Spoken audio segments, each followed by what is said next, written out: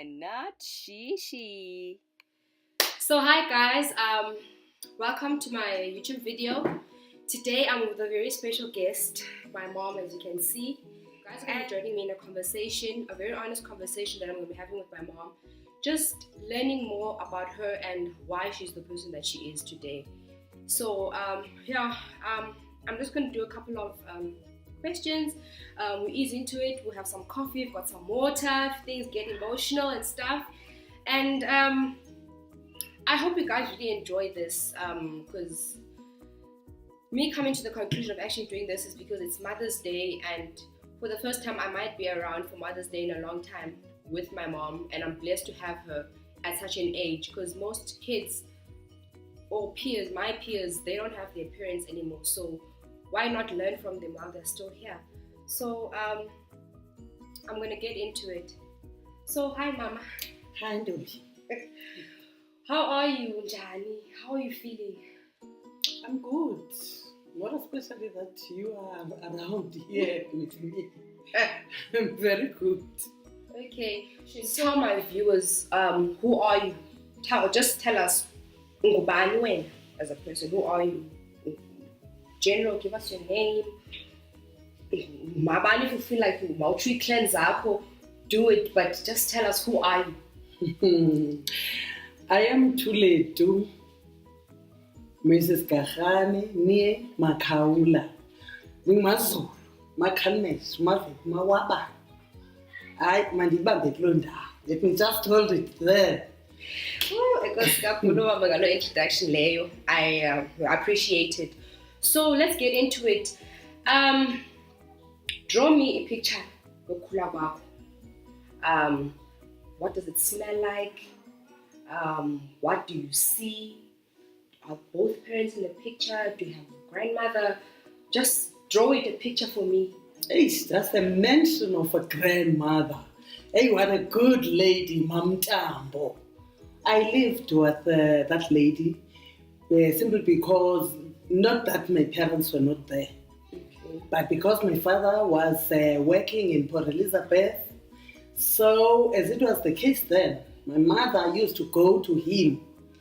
She stayed there with my father, and then we, the children, were left with our grandmother.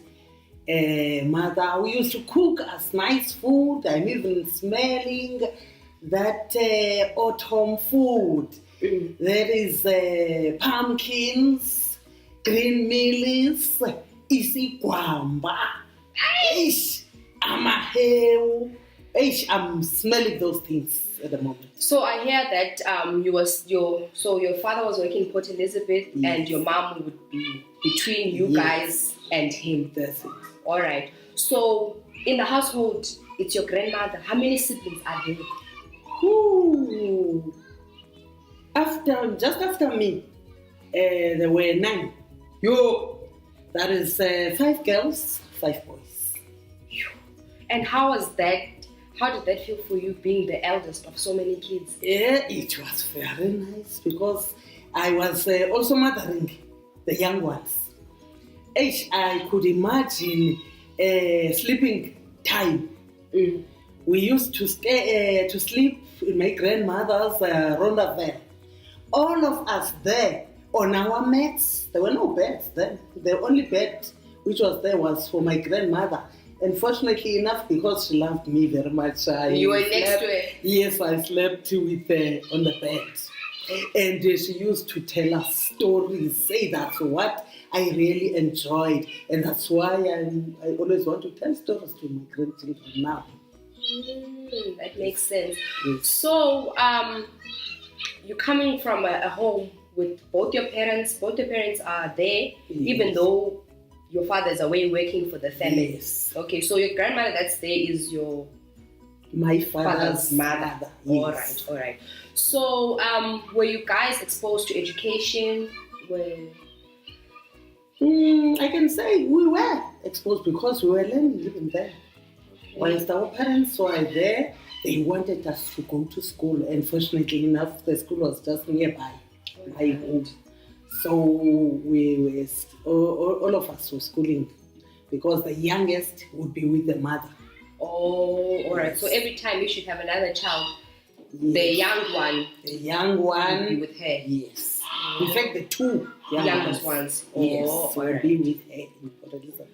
So we're seeing the beautiful family. We're living with the gogas.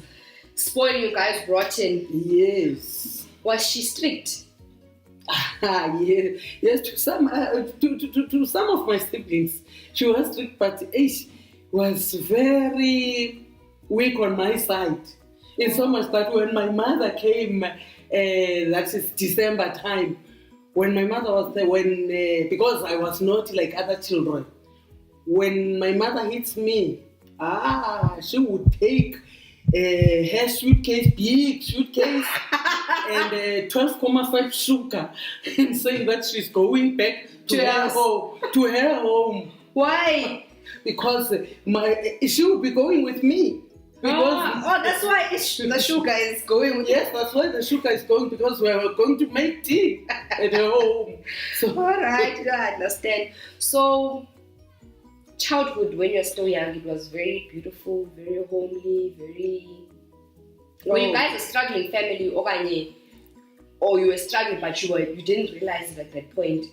Hey, I can't say we were struggling, because as I said, my father was working in Port Elizabeth, my granny was earning old age grant, and we were growing some things on the fields that time. Yes. Even at home we had a small vegetable garden. So we didn't struggle that much. Yes. Okay. So for you, when did things start to feel like it was not okay, or you felt your first heartbreak or your first pain that you didn't understand that made you doubt life? I think it was when we lost the first member of the family. I think it was in 1985. And then I was already working. Okay. It was when we lost my brother, the one who came after me. He was a teacher, and then I was starting to teach that same year. Okay. Then I asked him to come to my school to help me with history, in teaching my kids. He didn't come that day. I didn't know why, because I was expecting him. We had made all the arrangements, but he didn't come. So that's when things started to change, when we lost that first brother of mine. And after that, did things get better or did they get worse? I won't say they got better, because I think it was in 1985 June. Then the following year, March, we lost his second born child. Got into the hot porridge. He was burnt by that, and was taken to hospital. After a few days, he passed on. And then same month, that is, I think it was March, April, the second brother, who just came after the one Who had died? who had died, and yes, because it was an accident, bus accident. Okay. Then the second one was hit by a car in Johannesburg. So that was the thing which made things worse. Alright. And how did you guys get through that? Because I know as the years were going, a lot of your other family members were passing on. I know you lost your father also not too far ago. We also lost your son when life went on. So what was the thing that was pulling you through all these situations? Was it a person? Was it people? Was it family? Was it God? Where were you drawing your strength from? I can't forget my uncle, who was my principal, Mr. Koshi. He was one of the person which inspired me more. Okay. Because whilst we were crying, he would tell us that did we have a covenant with God that he will never take one of us By the time he said that, I wouldn't understand. But while sitting or thinking about this death process, I understood that God gave us our parents, God gave us our siblings, our children, but we didn't enter in any contract with him that he mustn't take anyone by death. So that's when I understood, or that's when I got to understand death. And secondly, the way the dying of those people took us together and made us to worship God more. I think that was the thing which took us straight to God in thoughts. Right. Yes. So at the age of 24, in 1980, you become a mother for the first time to a bouncy black baby. Woo! How was that? An exciting time? Was it a stressful time? Was your father still around? How was that experience? Hey, it was thundering. I can say it was a tsunami because my father was very cross about that. He couldn't even speak to me for some months because of that. And it was not good even at the side of my child's father, because by then when I was pregnant, he got married. So that's one other thing, she changed my life. And okay, the child is now born. Yes. How is the family now receiving this child? Is the family happy? Is your father now warming up to this new child in the family? How is the experience now? I don't want to tell a lie. At first, yes, he was cross with me. But God makes his things his own way. It happened that my father got sick in Port Elizabeth and was hospitalized. And then as the older one, I had to take care of the whole family. Or financially? Financially. Okay. So then I asked my mother to take the child with your child? Yes. All right. In Port Elizabeth, because I wanted to support both in Port Elizabeth and then at home. Okay. Right. So my father from hospital now, because I want to make the story short, when he came out of hospital, there was this child that he didn't want. The way he loved her, the way he spoiled her, and even up to his death, he loved that girl. Yes. Okay. So life goes on. You now have a firstborn child who's a girl.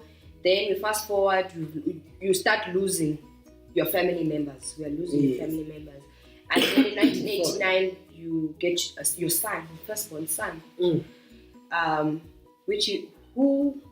I would say he lived a very short life. How was that experience for you? With that chapter, from the time he was born to the time that you lose him sadly at his death? Okay.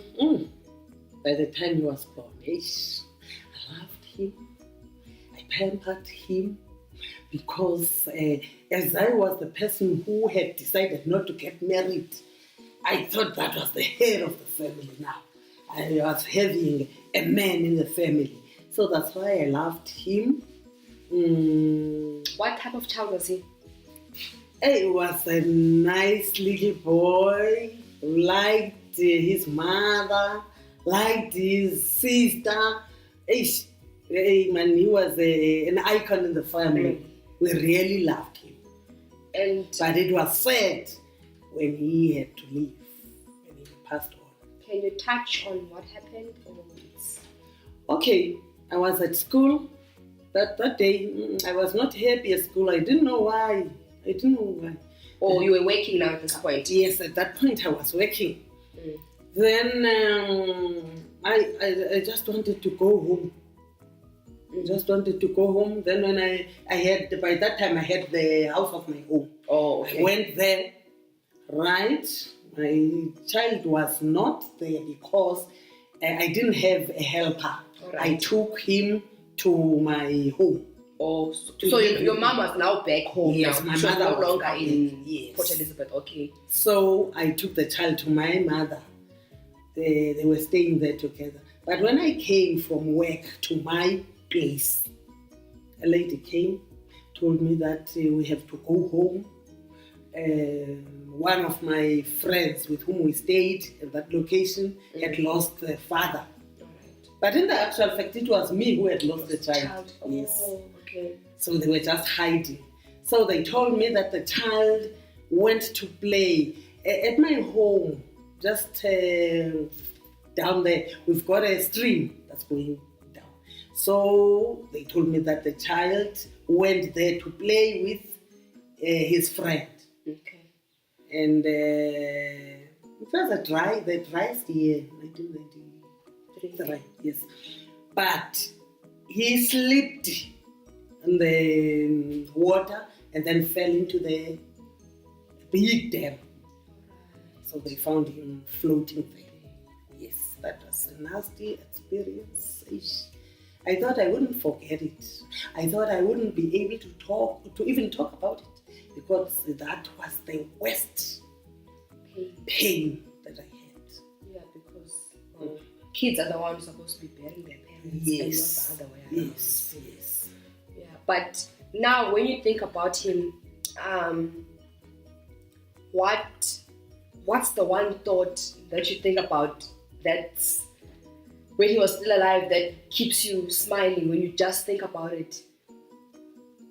Pardon? Like when you are thinking about him now, yes. he's departed. It was a sad time, but you've tried to move on from that experience. So when you have happy thoughts about him, what day or what event do you think of that just reminds you of him and you smile? Oh, that reminds me of him. Okay. There was a man who was building my house. In fact, by that time I was plastering. Okay. Right? And then in the mornings I would go for work and leave the young one with the helper there. Then we would be talking about this man. Eish, my daughter is not coming for work and I want to live in this house. What has he done today? Then they told me, he draw those birds there on guys, the wall. I'll try and find a picture. Do you guys remember those old houses where every Friday there would be like those birds or those ducks? Yes. My daughter had drawn those ducks there. And then I would come and talk hard as to my daughter, why is he doing these things? When am I going to live in my house when he's busy doing these beds instead of plastering? Yes, my daughter wasn't there by that time. When you were saying this? When I was saying that, we were only conversing as a family. Right. When my daughter comes the following day, the helper told me that, you know what Toto said to my daughter? She said, no, I don't know. Said, he stood there with his both hands on his waist and said, daughter, when are you going to finish this house? My mother wants to stay in this house. You are busy drawing these beds. So that's when I laugh when I think about this guy. Yes. All right. Thank you for reminding me that story. So then you lose a son in 1993 and by a miracle, God blesses you with another daughter, which is me. How is your family feeling at this moment? Because you're still not married and you've got another child 2 years after you had lost your son. Your family, what's the mood of the family right now? Are they happy? Are they questioning? Are they on your side? Are they against? How is it? To tell you the honest truth, that was a tragedy. The passing on of that boy. everyone was wishing that I should have a child, because I told them point blank that I don't think I will forget about this. But if God can give me another child who is just like this one, hey, I said maybe I will forget about it. And God makes his things the way he wants. Because as I say, I'm not afraid to tell you that I wanted you. Even you can even hear the name that I gave to you. I said this one is SA2. People they thought that SA2 is Ipo. Oh, it's SA2. I said no. It's not as SA2 is. It's SA2 is because I asked for her. So the whole family was happy when SA2 arrived, because I was going to stop being morose. I was morosed for those 2 years. But when SA2 arrived, everything was okay. I was happy. But the disappointing part was that it was a girl. But she was exactly like Toto. But she was a girl. So it makes sense why when I look at my old baby pictures, guys, I'll put up some of my pictures. My mom dressed me like a boy. That's it. It's because I didn't know money. I didn't expect a girl, but I wanted to dress her like her brother. Yes. Makes sense why blue was my favorite color, guys. Yes. Mama, but okay, so let's fast forward. Your girl grows up. At some point in your life, you get married. Yes. At the age of 46 years old, which is not a typical age for someone who's about to enter their 50s is getting married. Like you get married to your youngest daughter's father. And in 2002, at the age of 46, how did you come to this decision at such an old age? Most probably you were not even expecting to have any more children. I just want to tell you that maybe I was meant for marriage. Although I thought at my youngest age, I thought I wouldn't get married. But maybe it was God's plan that I get married. At the age of 46. At the age of 46. Okay, so you are married with your husband, my father, from the year 2002 until 2016, where you guys had a short separation. Before we talk about anything else, in overall, how was your marriage? Asking another thing. You're reminding me now of the things I don't like to talk about, but I'll have to talk about them. At first, it was 2002 when I got married, and I had those hopes that we were going to stay together because we were old. It was going to be a happy life. Just growing old and until your retirement. Yes. But most unfortunately, the hard times came. It was when my husband got interested in the things. Let's just say things that you didn't expect at his age you'd be interested in. Yes. Okay.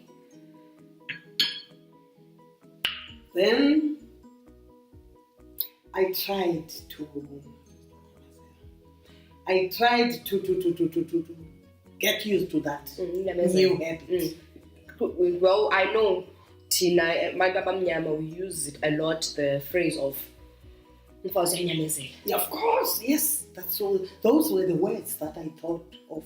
And then again I said, hey, what's my mother going to say when I break away from marriage at your age? Yes, because she asked me many times before I got married. She told me, are you going to marry at age 46, do you know how hard marriage is? But that time I didn't know. Excitement. I was excited. But someone wants to marry at age. Yes. But anyway, after some time, I brooded over the thing. I didn't want to tell anyone that life was bad.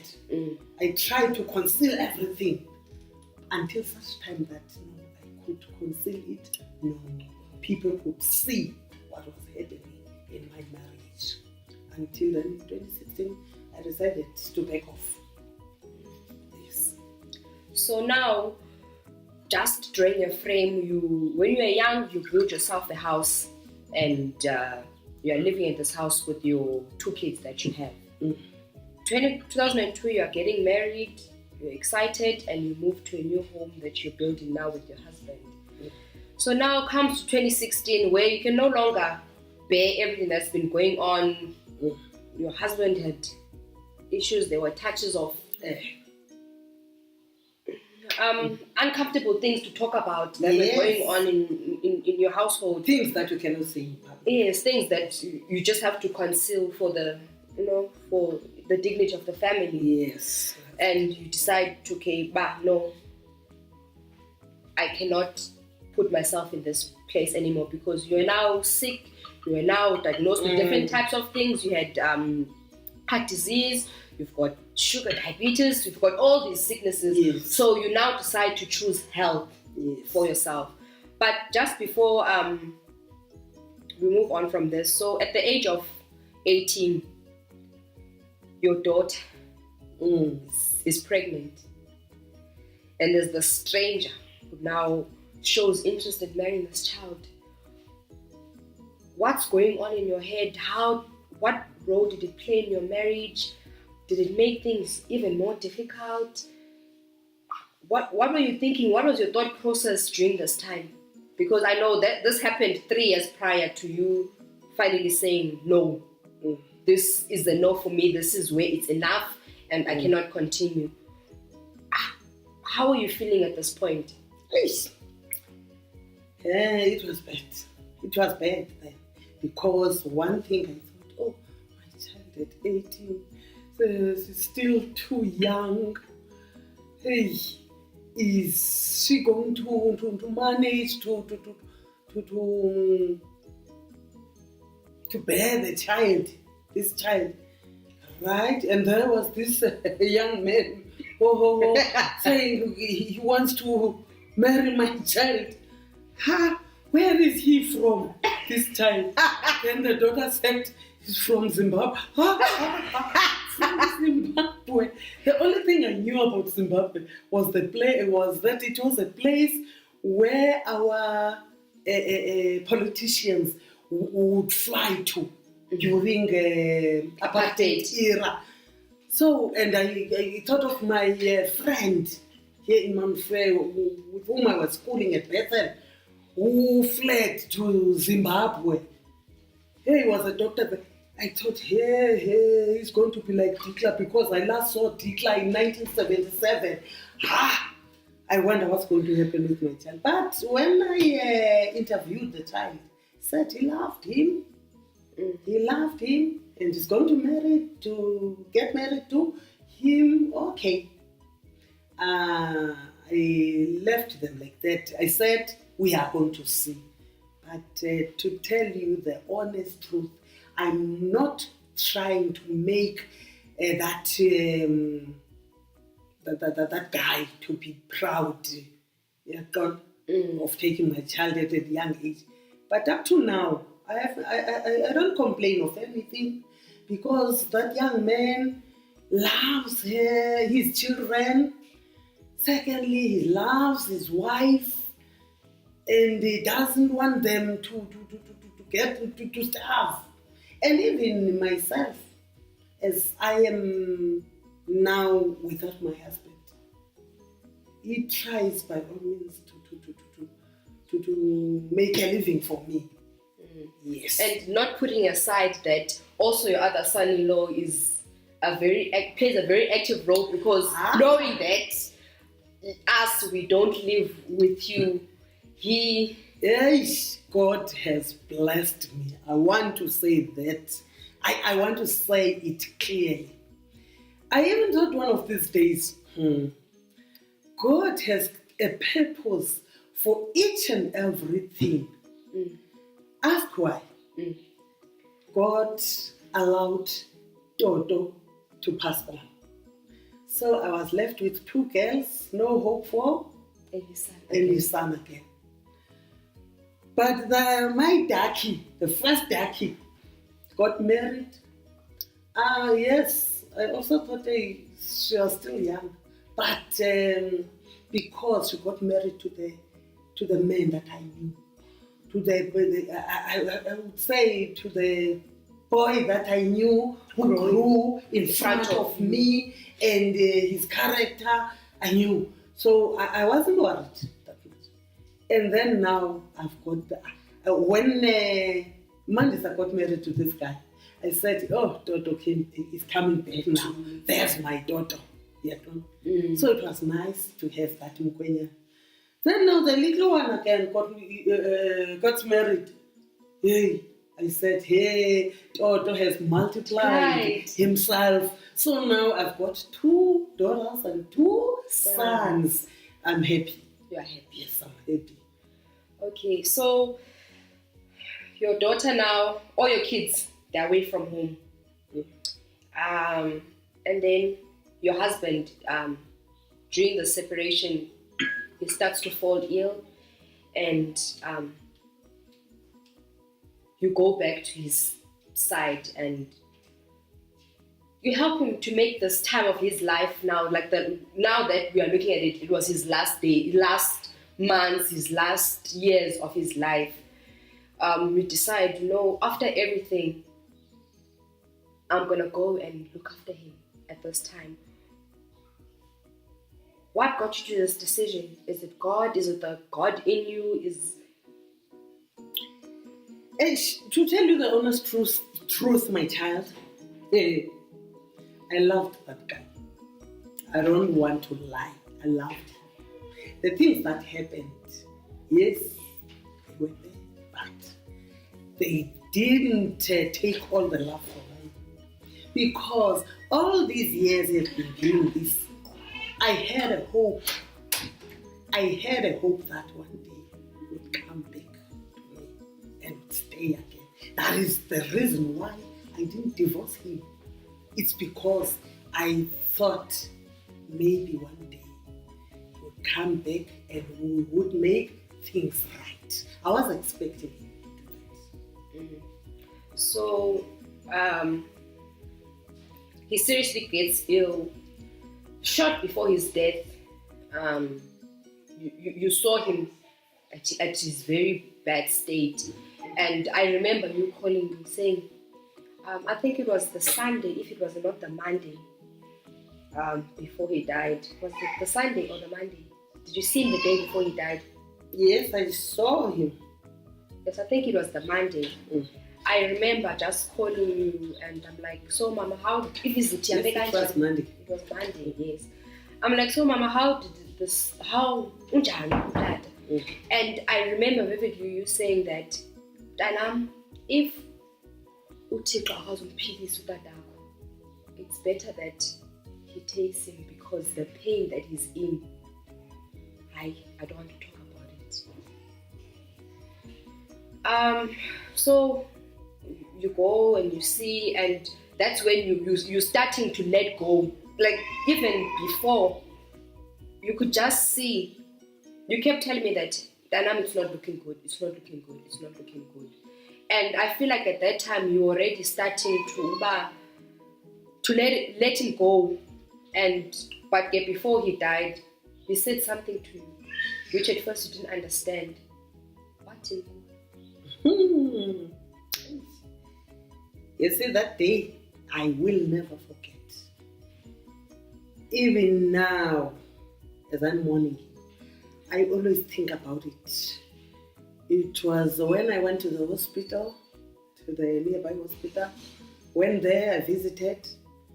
I had something for him to eat. I gave him. After feeding him, He looked at me and he said, that's the way he used to call me, Isho. He said, Isho,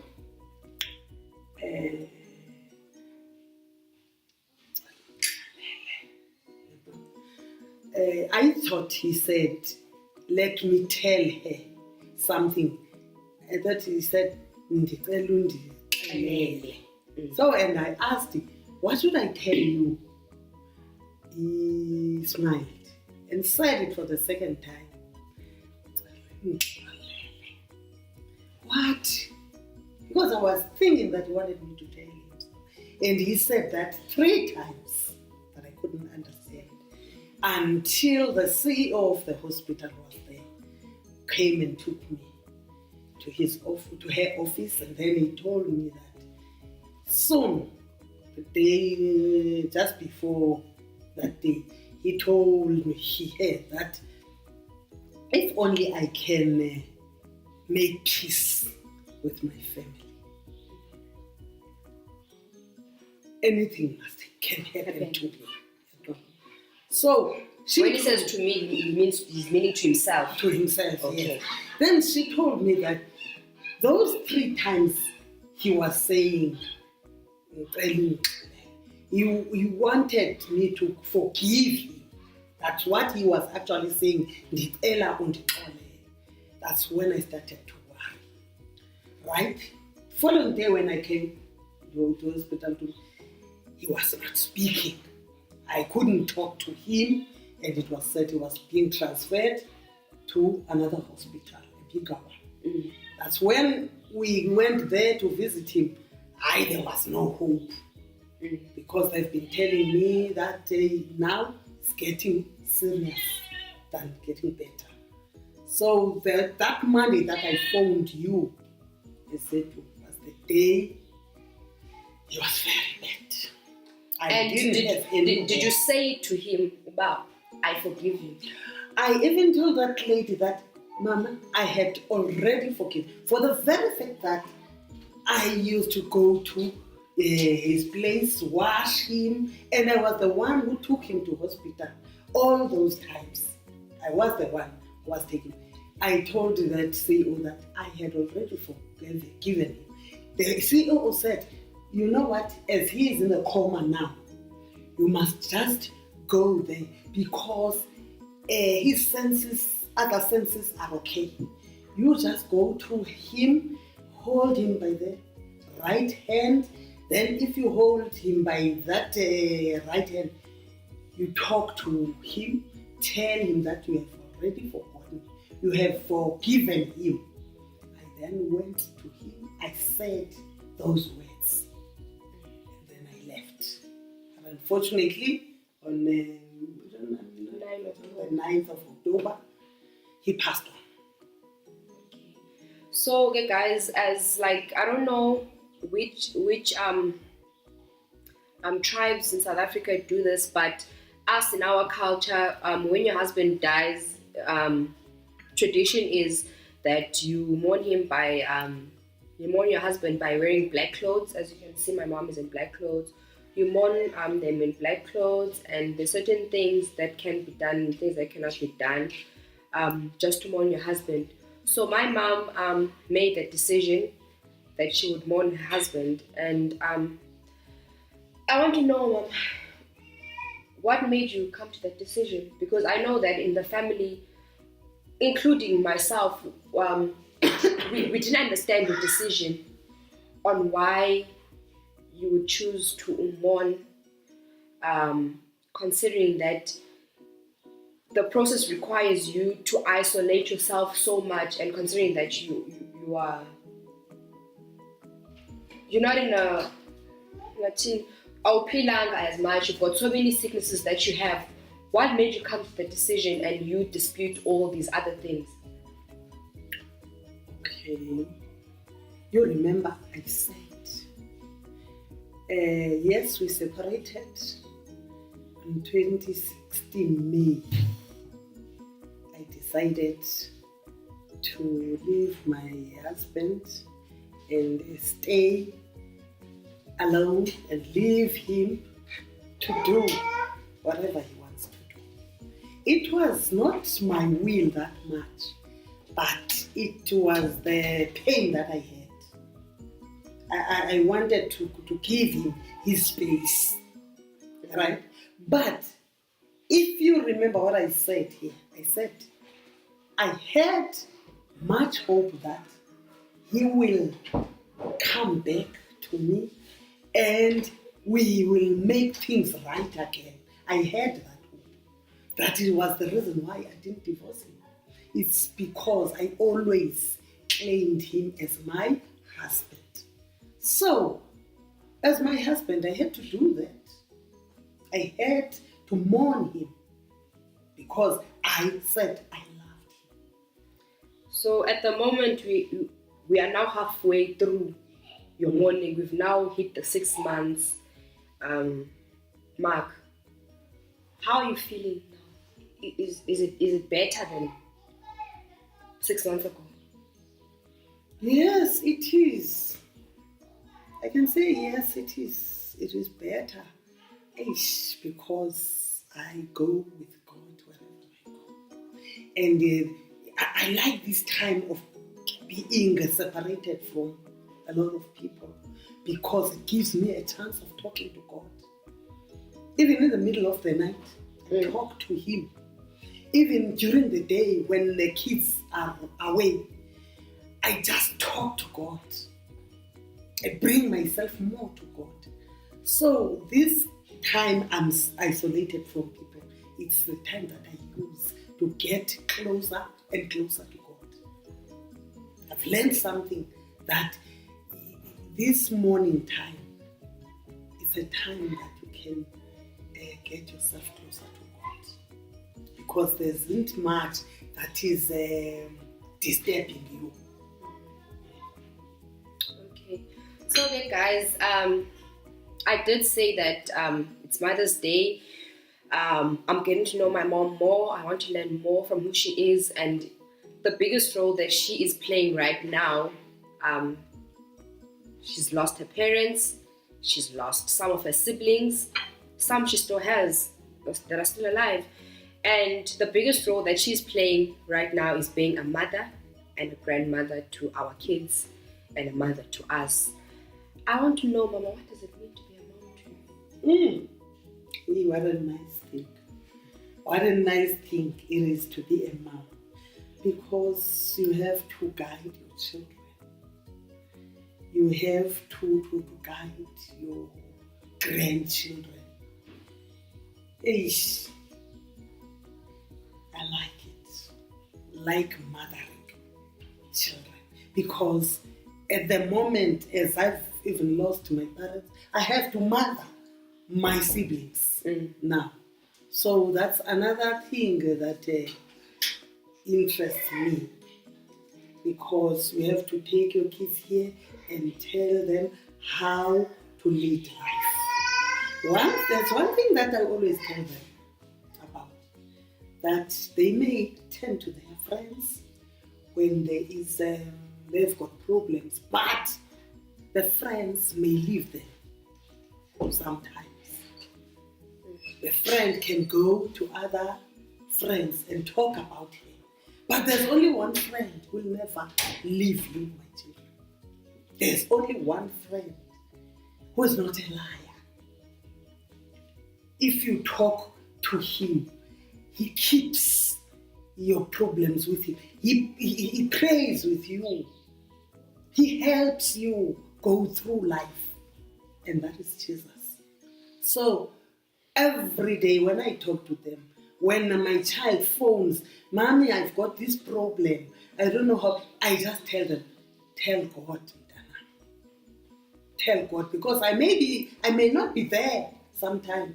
Get used to the habit of talking to God, not me, because I may die anytime. Then we'll say, yeah, will you brew over that? That mother is not there when God is always there. So that's how I teach my children, that they should depend on God. They should tell God their problems. And that is how I've lived up to now. I'm trying. Guys, she's in her 60s. She's in her 60s, guys. So, and she still looks so fresh. That's so much, guys. But just before we wrap up, what would you like this world to remember you for? The day God calls you back to His kingdom, what would you want this world to remember of you? I know that you were a teacher, you've touched a lot of children's life, you've been a mother, you've been a sister, you've been a wife, you've been everything. What's the one thing you want us to remember you for? Let me make me to think. Hey, I would like you to remember me for keeping friends with God. That's the main thing that I found in life. That get closer to God. Get closer to God so that all your things go the way God wants them to go. Yes.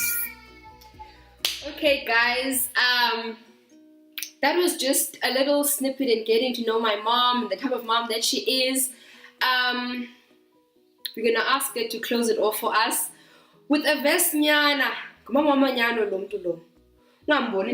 Black. She wears her red and white with pride every Sunday.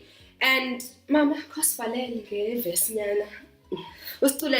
not gonna join her until so let's just Mama, if verse, your favorite verse.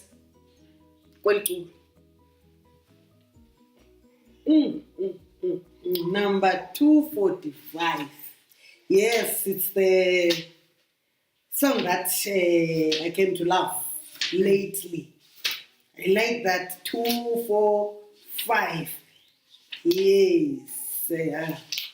You know what? Yes. Eish. Dikhokhele o Yehova dingumambi Nkosi yam unamandla andinawo nobuthanda kandim